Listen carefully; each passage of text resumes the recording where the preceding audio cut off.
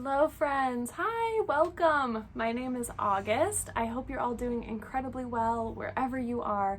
This is Cozy Rosie Reads, the channel where we talk about books and thrifted books, used books, underrated books, quirky books, all the books. Since I started this channel, I received a few requests to do a bookshelf tour. That is what we're doing today. That is why we're here, and I'm really excited to do that. Hopefully this satisfies your curiosity of my bookshelves. So to start with, I have two bookshelves. This is the newest edition. Me and my partner found this bookshelf a few months ago on Facebook Marketplace for 80 bucks. It is solid, it is sturdy, and it is heavy. We actually got it because down below here that I always rest on in my videos is actually a storage system. So it's basically my partner's kind of like dresser drawer situation. I love filming in this corner. We have some really fun artwork here as well, which I absolutely love. These are just all quirky pieces that I've kind of found at thrift stores, and they're all in these like really fun little frames, and they just make my heart really incredibly happy. So I love this corner. It's my favorite little spot. It just makes me so happy. The top shelf, which unfortunately you can't see right now because it's so tall and my tripod doesn't even go up that high, so I'll do some separate filming for that. But these top two shelves here are my partner's books. These are books that he has finished reading. Some of them he hasn't gotten to yet, but there are a lot of books that he brought into the house with him. So originally I lived in this apartment alone for a while, and then he moved in with me. So in doing so, we then had to kind of consolidate our books, figure out what we wanted to keep, what we wanted to get rid of, make room for them, and then just make sure we each had enough space to exhibit our books. My partner is a writer and he's studying writing at university right now, which is like a book lover's dream, okay? Like if you are a book lover and a book reader, I highly suggest, if you're a dating person, to date a writer, because they bring home wonderful books that they have to read for class that I then get to read. He introduced me to some of my favorites, such as A Tale for the Time Being by Ruth Ozeki and Bluettes by Maggie Nelson. So he has brought home some wonderful literature. I actually just finished a book that he recommended for me earlier this month that will be included in my May wrap-up, so definitely stick around, stay tuned for that. I'm so excited to share that one with you because wow, it was so good. So my partner has a lot of books on here that are like from Stephen King, Chuck Palahniuk, he has some David Foster Wallace, and he has a lot of short story collections and quite a few books from Rebecca Solnit. We got to see Rebecca Solnit speak live at one of our local colleges in our city. So when we went there, she was selling all of her books. My partner went nuts and just like bought all of them and she signed all of them, which is so cool. So he has a bunch of her books. Some of these books are from my shelf that he saved from my donate pile. When I finish a book in the past, if I didn't give it 5 stars and it wasn't an all-time favorite, I would donate the book. Since then, my friends, I have learned, don't do that. Hang on to the books, even if there are 3 or 4 stars. Especially if you plan on getting into BookTube, because the amount of times I say, I read this book, I'm really mad I donated my copy, is insane. So now that we actually have shelf space and I actually have made room in my home for books that I've read that I want to hang on to, I can do that now, which is incredible. But I really have to say that's only because we were able to get another bookshelf. My partner and I, one day, we would love to own a house, and we've both discussed and talked about how we want like kind of like floor to ceiling library feeling in that house. So I guess we're just kind of starting that book collection a little early, but you need a lot of books to fill a lot of bookshelves. So we'll definitely have enough to fill once we get a house of our own, which I'm super geeked for. I think it's gonna be really stunning. I mean, who doesn't wanna just like walk into their home and feel like they're in a library or in this like cozy bookstore? I'm excited for it. So these two shelves are my physical TBR. When we first got this bookshelf, I talked myself into this restriction of like, your physical TBR can only be this shelf and this shelf, and I have this bottom shelf until here. Then we kind of go into more of my partner's books that couldn't fit on top. And I was like, if you're full, you can't pick up any more books. I now have a designated shelf on my other bookcase for the remainder of my physical TBR. I'm at max capacity. I need to stop. I need to read more than what I'm bringing in. But I honestly spend such a minimal amount of money on books because I find majority of them at little free libraries. Dollar Tree, Goodwill, like they are so wildly inexpensive. And I rarely go out with the intention of like, I'm gonna buy a book or I'm gonna buy a specific book today. That is very rare for me. So these are books that I just end up finding somehow. And that makes it really special to me. Like, it's like the books find a way to come into my house and I just can't say no. You know what I'm saying? This top shelf here is A till L. Down here we have M through S. And then my other shelf is the rest of S until the end of the alphabet. I think it ends in Y. So I'm really, really ecstatic to read these books. And I am somebody who, I don't necessarily get intimidated by the size of my physical TBR. There are a lot of books here. There's a lot of books. And it's something that actually inspires me, it invigorates me, it gets me really excited to keep reading and push through because there are so many stories in here that are waiting to be read. Like if you think about it, like when you own a bunch of books that you haven't read, those are just stories waiting for you to read them. And it's just so exciting. Like no matter how long it takes for you to eventually read them and get to them, they'll still be there and they'll still be the same story. I just love that. I love that so much. I love waking up and feeling surrounded by my books. I love waking up and just looking at my bookcases. And I love seeing the vast array of colors. All of these are in alphabetical order and I love the different colors. So majority of these, like I said, like I can point out and be like, that was from a thrift store. That was from my local independent bookstore. Book that my friend loaned me. Goodwill, Goodwill, Dollar Tree, Goodwill, Goodwill, Goodwill, Little Free Library, independent bookstore, all of that stuff. So these are the books that are on my TBR. They are a huge variety of books in here. I would definitely say majority of them are literary fiction. A few classics. I have some memoirs, some nonfiction, and then I have a few fantasy books, like really chunky fantasy books that I would love to get to at some point. So these are the really strange, eclectic books that I have on my physical TBR. I'm so excited to get to them. Now,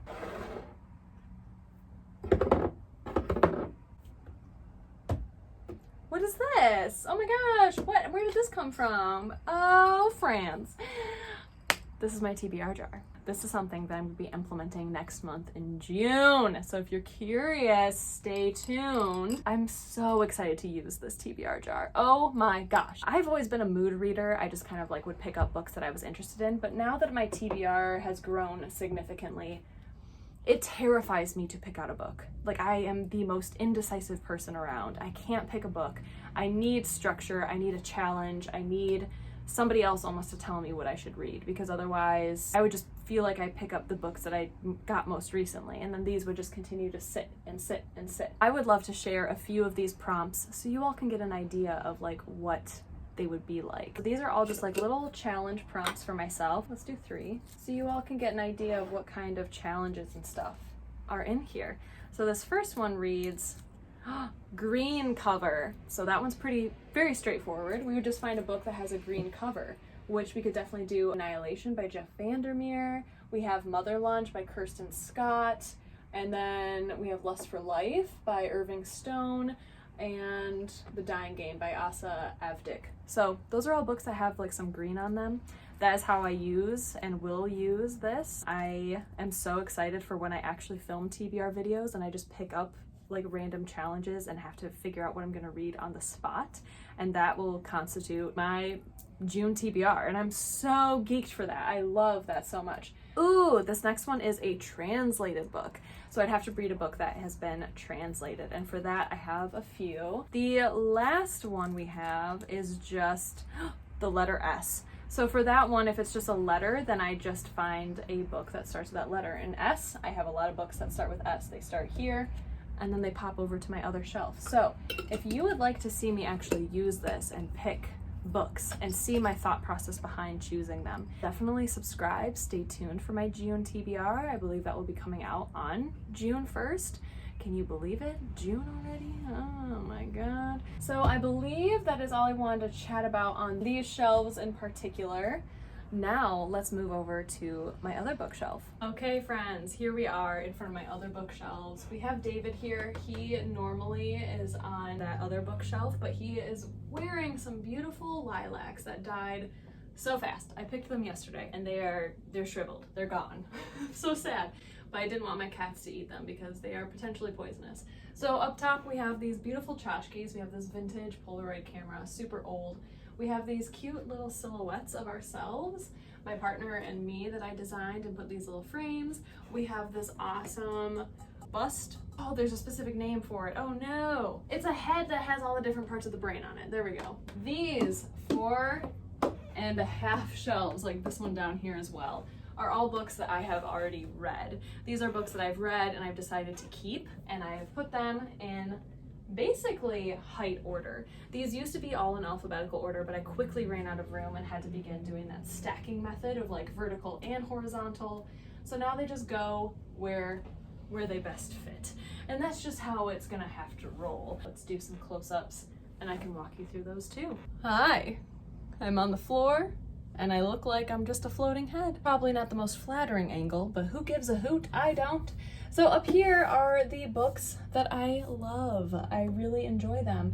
Eventually, I'll probably go through them yet again, probably at the very end of this year, perchance, and go through them and make sure I still want to keep them, because I think it's really important and it's something that I am very personally passionate about. If I don't fully enjoy a book and I didn't really love it, why do I need to hang on to it? I don't need to hang on to it. So I definitely want to spread the love if they're books that like, oh, I enjoyed it, but it didn't really make an impact on me. If I don't think that I would recommend it to somebody else and be like, oh, come over to my house, I will give you a copy of it. Like, I eventually want to have like a loaning library. But in order to do that, I want to have books that I fully enjoyed and that I fully loved and that I feel confident in like letting someone else borrow it and recommending it to somebody. And I already see a few on here that I feel like I might part with in the near future, and that's totally okay. I feel like it's really easy to, once you finish a book, just to keep it and kind of start collecting books in that sense, just because you've finished them. And there is something really rewarding about that, to visibly see all the books that you've read and to keep every book you've ever read. But that's just something that I personally, one, I don't really necessarily have the space for, and two, it's just something that I don't really want to do. I don't really want to do that. I don't want to hang on to books if they were like 2 or 3 stars for me. I really want to just hang on to books that really significantly impacted me, made me feel something that I would recommend to somebody else and would loan them. We'll start kind of in this upright corner. Here we have 2 books, Lizard and Stargirl, that are books that I read as a child that I absolutely loved. These 2 blue ones here. I love them so much. Radiance is my favorite book of all time. I would love to reread it. It just had everything that I love in a book, and I was so surprised by the amount of like poetic language, weird eccentric characters, weird worlds, intergalactic kind of travel, but not super sci-fi. Like, it feels a little bit more like steampunk sci-fi, and I freaking loved it. It literally makes no sense though. It was really hard to follow, but I loved it for that. I really did. Creatures is a book I finished recently. Freaking loved it. 5 stars. I read that in April. Hot House Flower and the 9 Plants of Desire is a book that I read probably in the summer of like 2015, and it's my favorite summer book of all time. So that is just kind of where I started. I mainly did it because they all have the same spine size. Same with all of these books here. So we have some books that I finished pretty recently, like The Truth About a Wheatie and The Vagina Monologues. Kind of see there was a little bit of, once we start with Any Man down to I Was Told There'd Be Cake. This is all kind of alphabetical order, and some of these are, again, my favorites of all time. Majority of them are going to be some of my favorites of all time because these are my favorite shelves. Is this entertaining for people? I don't know. Honorable mentions, we have The Book Thief, my favorite childhood book of all time. The book that I've reread the most in my lifetime has definitely been The Book Thief. I think I've read that one at least 4 times. Butterfly Skin, freaking love that book. If you're really into like really terrifying horror, thriller, kinky stuff, Butterfly Skin. So some classics like Perfume and The Great Gatsby on here as well. Then we'll hippity hoppity on over to this section. God, this angle is horrible. This angle is not doing me any justice, friends. Okay, no, this isn't working. That angle, why did I even do that? I'm just gonna stand and just kind of kneel a little bit. Here is another bookshelf that honestly has like no rhyme or reason to it, just based on spine size. So we have some of my taller books here that are all still varying sizes, so I kind of grouped them all together. These 2 are the same size, and then this stack is all perfectly the same size. A lot of these are paperbacks. Some of my favorite books that I've read, a lot of these are actually books that I read years ago before I started BookTube. So we have Moon Tiger, Sex and Rage, The Shining Girls, Virgin Suicides, White Ghost Girls, Elsewhere. These are all fantastic books that I would love to reread again sometime in the future, but for now, they're here, and I'm just so happy they're here because these are definitely books that I would recommend to other people. And there's something too that I absolutely love about these different colors. I love the like kind of pops of pastel blue, a lot of whites in here. And again, I really didn't do anything. They're not in alphabetical order. They're not even in like a really pleasing color order. That's just kind of like how it is right now, you know? Okay, let's see if I can lower you down a little bit for this one. Ha ha ha, this is a little better. I don't know. I'm so bad with where to put you all, so I apologize. Down here is yet again just another section of books that I've read. Majority of these though are hardcover books. These are the chunky boys, the thick boys, the hardcover ones. A lot of these books here I have bought brand new. A lot of books that are hardcover I end up finding at Dollar Tree, and they're still $1, but they're still like brand new. No one else has owned them before, such as The Sculptor, The Marsh King's Daughter, and The Undesired, as well as I'll Eat When I'm Dead, which is further in there as well. So I just put all of my really chunky kind of hardcover books here because they take up the most space, and I think it just makes most sense for me to have them stacked horizontally. So that is what I did there. And on the side here we have some other big books like The Goldfinch, which is a pretty big chunky one that is here, and then I have some upright standing ones. I love this shelf just because of the size of the books. I like how large they are. I like just having a designated kind of like hardcover section. I think it makes sense for what I'm doing right now. But again, I'm not in love with this setup. I'm not tied to it in any way, and I'm totally open to changing it eventually. And I probably will be changing it. But for right now, it's usually like when I finish a book and I finish doing my monthly wrap up, I just go ahead and fit the books where they fit. So if they're the same size as these ones up here, then I'll put them there. So there'll definitely have to be some rearranging in the future to make room and make sense of where and how I store my books. Then we have this shelf here, which is a very interesting mishmash, and it's so funny to me. This is almost more like a horror shelf, unintentionally a horror shelf. So my salt lamp is covering quite a bit of it, but we have Stephen King, Rosemary's Baby, we have The Fig Eater and Anna Historic here as well, these two little ones, and those are like really weird mystery, thriller, eerie books. Then up top we have Pet Sematary, we have Haruki Murakami, we have another Stephen King, we have The Ruins, The Church of Marvels, The Hazelwood, and The Weaver, the best short stories of Dostoevsky as well. This is just like a very dark section, and that's just how it ended up working out. I think that a lot of those like horror books all kind of have the same size, which is so interesting to me. I'd be really curious to learn more about how different books are sized and why, because a lot of these are the same size and they're very similar in kind of content, having that like horror, creepy, dark element. And it just works. And I like that most of my black and darker colored books are on this shelf, and then it's kind of hidden by my Himalayan salt lamp. Because if you don't know, the vibe of my apartment is cozy and rosy. I like pastel colors. I love the color pink. I love just vibrant colors as well. Like I just want more color in my life and in my house. So it's kind of nice that all the darker books are kind of covered by this little lamp guy. Down here, this is an odd little guy. This is an odd shelf because here I have some books that I've already finished, but I don't have enough books here yet of books that I've finished for it to fully be that. So in the meantime, I have put some classics in here as well. Let's grab a handful because I don't think you can see them from that angle. I have some classic books here, such as Siddhartha, James Baldwin, Anne Bronte, Stuart Little, and The Voyages of Dr. Dolittle. These are books that I find at thrift stores, specifically like Goodwills, that are super cheap. So I just kind of keep them down here for now. And these are also all classics. I don't know what I'm gonna do eventually when I feel like the classics are just kind of taking over so much space that I need to move them somewhere else because they're really big and they take up a lot of my space on here. But every time I go thrifting and I see a classic that I am remotely interested in reading at least sometime in my life, I pick it up now, because that's probably the cheapest I'm ever gonna find it, for like 45 cents to $1. Like, just get it and I can have a copy of it. Will I get to all of them? I don't know. Will I get to any of them anytime soon? Definitely not. Here we have the collected poems of Emily Dickinson, Middlemarch, which I still have not finished. I'm still 300 pages into and I put it back on the shelf. That's not a good sign. But I was enjoying it. We have these classic books here, which are awesome. Andersen's Fairy Tales and Grimm's Fairy Tales, really old editions. Collected poems of Sylvia Plath. This awesome book my friend loaned me called Art and Physics, which sounds super interesting. We have Madame Bovary, Jane Eyre, and Anna Karenina.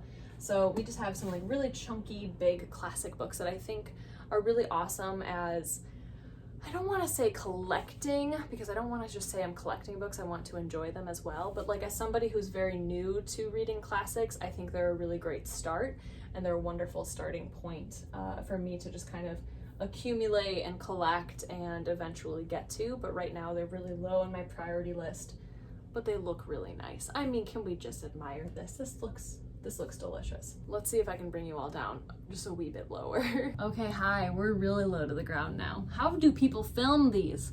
I feel like I'm a little contortionist. I don't know where to go. So down here, as I mentioned, this is the remainder of my physical TBR that didn't fit on that larger bookshelf in the bedroom. We have S until Y.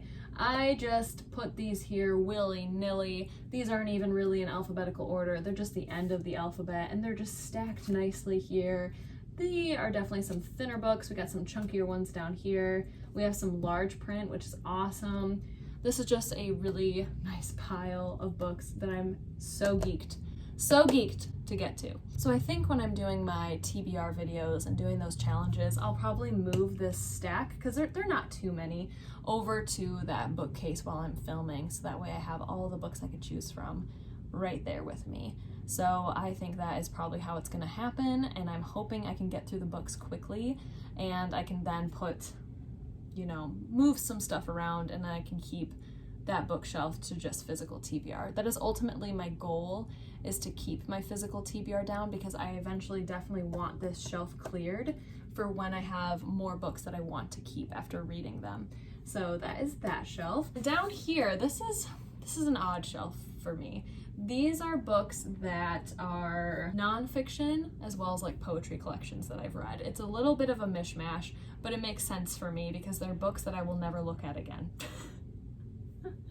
These are books that I'll never look at again. They're books that I own, that maybe I have read, that I was like, oh yes, this really impacted me, I loved it, maybe I can loan it out to a friend or something. But they're books that I don't think I'll ever pick up again, but I still want to keep. So eventually, if anything, if I need more room on here, these are probably the books that will end up just going into storage until we have more space, until we have a house, until I can properly display them again. But we have just some nonfiction books down here, like this one that I've never read, but I picked up while I was on vacation in the Pacific Northwest and just loved, like Astrotherapy. It's so interesting, the astrology and the realization of the self, using astrology as therapy, which I don't recommend, I don't suggest. We have a nonfiction book that actually did really help me in a time of need, and that is Creating True Prosperity by Shakti Gawain. I really enjoyed this book, and it actually inspired this tattoo here of an ammonite. So I really do, if you are interested in, like, this is about money, but it's about like creating true prosperity. I enjoyed it. I really needed it at that time. I have Twyla Tharp's book. I have a dream decoding dictionary, because who doesn't? And I have some like Rebecca Solnit. I have some like moonology book that my friend gave me. I have some nonfiction as well, some memoirs. Then in this little corner that I tucked them all into, let's pull them out here. Some of these I've read and some of them I have not. These two books, the Selected Poems of E. Cummings, I have read. I freaking love. I really do love E. Cummings, and I wrote about him a lot when I was in high school, so a lot of these have some like really nice old high school August tabs. I'd be so curious to read those. What does it say? I haven't even looked at these. Oh, the post-it note reads like the it's like a rough draft of a card that I gave to Alec when we were first started like dating and stuff. That's so cute. I love this copy. I found this at a library book sale, and it has these like coffee rings on it. I love that. Then I have Leonard Cohen's poetry collection as well. My parents gifted me this for Christmas. I have not read it all the way through at all, so I would love to do that. It's such a cute little one. We have the Diary of Anne Frank, which I read in high school, but I don't remember like any of it, and I would love to reread it. We have Norwegian folk tales, and then we also have the complete poetry of Edgar Allan Poe, which I would love to get to as well sometime. These are books, again, that are like low on the priority list, but I'm so happy I have them, and they're books and kind of collections that I definitely want to read at some point, but they are not books that I think I'll pick up anytime soon, but they're great to have. So those are these shelves here, and then the last thing I want to show you, let's see if I can pivot you real quick. So once I'm done reading a book and I need to kind of create a stack of the books that I finish reading for a month and keep them out of my bookshelves so that way I can film a wrap-up video, I keep them, we're down here. This is my stack of books that I have finished so far in the month of May. So I keep them at the bottom of this is a really nice lamp, and it has all these shelves, which is nice. I have some books here as well. These are more like coffee table kind of books. Definitely actually really want to read The Secret History of Twin Peaks because it's supposed to be kind of like an actual narrative, but it's through mixed media and it looks like a coffee table book, so one day. But I put all of them down here and I just kind of make the stack up. And then once it's time for me to film my wrap up, they're all in one place and I keep them with their spines out, and that's just kind of my system, I guess. So that is it, my friends. That is my bookshelf tour. Was that interesting? I don't know, but I did get requests for it. So hopefully you enjoyed it. Hopefully I gave you all the interesting information you wanted to know. If I missed something, let me know. I'd love to hear your thoughts. If there were specific sections that you wish you could see more of, let me know. I so appreciate the recommendation to do this video. It's definitely not something that I would have thought that you all would be interested in, so I really appreciate that. Thank you so incredibly much for being here. I appreciate you all so much. I'm so excited to see you all again soon in my next video. Stay cozy, my friends. Bye!